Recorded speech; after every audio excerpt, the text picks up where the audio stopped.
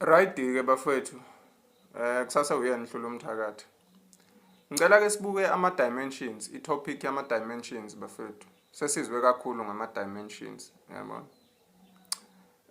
Ama dimensions ahlukaniseke kabili masifuna ukwa understand noma I dimension nje, yabona. I dimension iyatholakala kumuntu noma kumuntu iyatholakala I portal eholela to I dimension ethile. And ama portals wethu asiholela kulawo ma dimensions ama chakra ngoba ama chakra ama energy centers.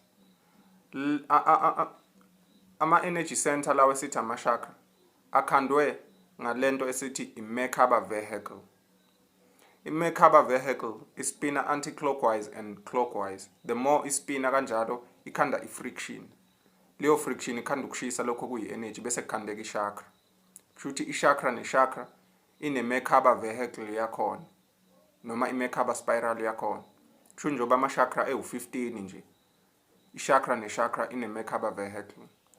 I Merkaba vehicle inama opposites awu2 okuyi male and female, negative and positive, yabona. They spin clockwise and anti-clockwise to create a chakra on energy. Where there is energy there is a Merkaba vehicle. Uhlezi ukwazi lokho, yabona. Naku chakra nakuma chakras we planet iyatholakala lo Merkaba futhi. Umzimba wakho wonke ukhandwe I Merkaba futhi yomzimba wakho wonke ke manje. Khona ama Merkaba amancane akhanda amagobongo bese uba khona I Merkaba enkulu ekhanda I auric field yakho, uyabona. So ama dimensions ahlukene kabili ke. Masithi nje dimension okokuqala sisuke sikhuluma about the state of mind, yabona, noma the state of mind vibrations. Okusho ukuthi lapho indlela ocabanga ngakhona. Masithi nje wena I state of mind sakho siku dimension 1, kusho ukuthi sisho ukuthi ucabanga according to the frequency bands of dimension 1, uyabona. Isimo sokucabanga number 1 nje I dimension. It's a state of consciousness noma a current state of positioning of your consciousness. Indlela osacabanga ngakhona I located to a certain level or a certain dimension. It's a state of mind, nje dimension.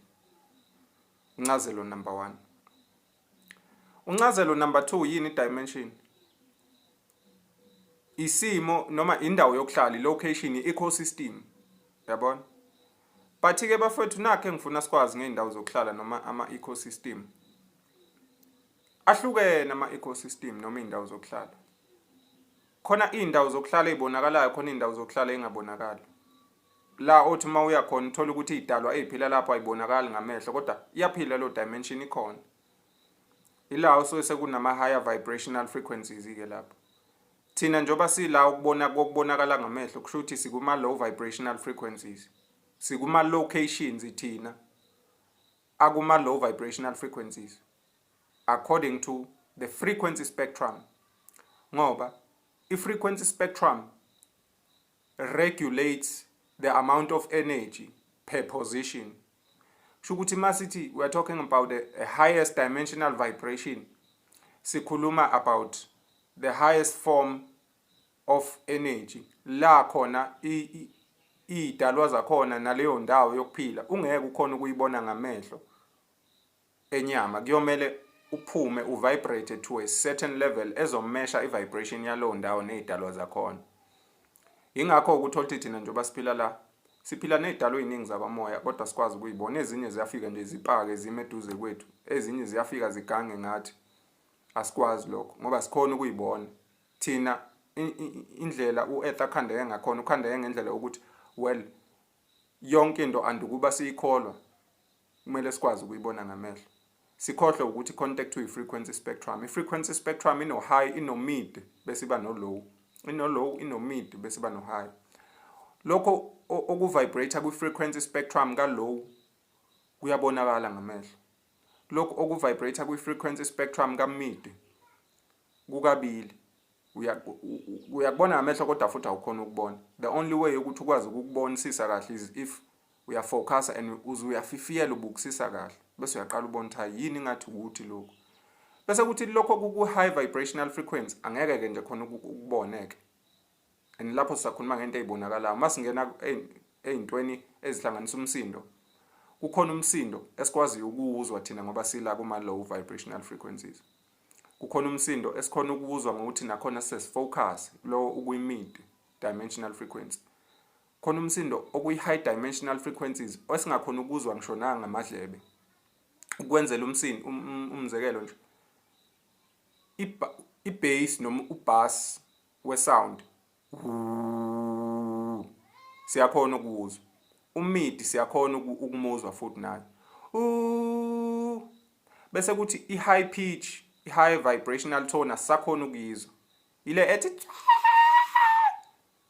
ikhale itswininize kanjalo kangangoba awusayizwa nasemadlebeni kodwa isakhona isatswininize inkinga ukuthi isidlulile i-frequency spectrum yendlebe yakho uyabona so ama dimensions ke nendawo zokuphila zilocated kanjalo khona indawo ezibonwa ngamehlo khona indawo engabonwa ngamehlo khona indawo okwazi ukuyibona kodwa ngokuthi ufocus ufifiyele khona ongayiboni nje at all i-frequency spectrum ke le ino high no mid no low ngicabanga ukuthi lokho siyakwazi so sithi ke masikhuluma nje nge-dimension sikhuluma ngesimo sokucabanga isimo sengqondo and a station of consciousness number 1 number 2 sisuke sikhuluma ngendawo zokuhlala ehlukaniseke kaningi khona ezibonakalayo khona ezingabonakali according to the frequency spectrum uhlangana kanjani ke uhlangana ngokuthi